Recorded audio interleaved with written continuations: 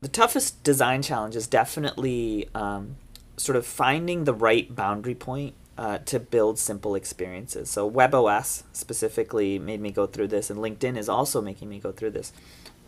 Your natural tendency when you start with the web is that you kind of have your company, and your company does like 25 things, and you're like, okay, I'm going to take all 25 of those and put them inside the app.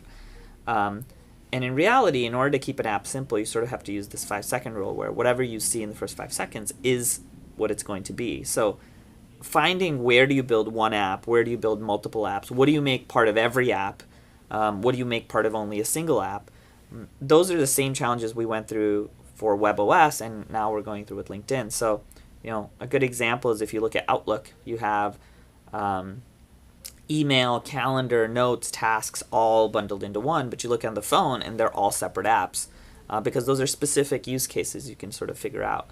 And so I think the same transition is what we have to go through at LinkedIn. Is you have a bunch of things. You can do jobs and companies, your profile, your stream, your inbox, your notifications, and then which of that subset should be in the primary flagship app and which one should be a sort of new app. So Recruiter is another app that we built. Pulse is another app that we have that's focused on news reading. So the hardest design challenge, I think, is not really like a visual or technical design challenge. It's how do you separate your value to your user into consumable chunks that they can understand.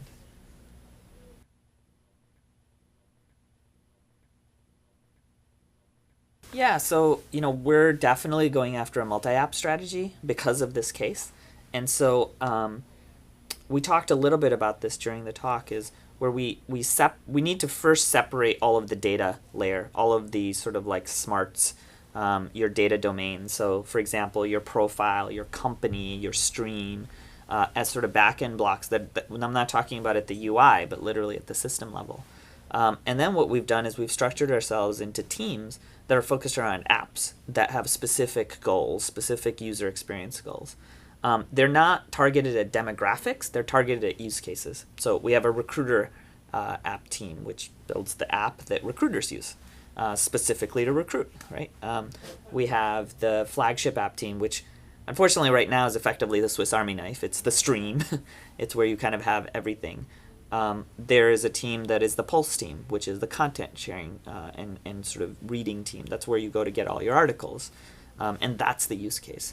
So yeah, we're effectively organized to match the apps that our users are going to see.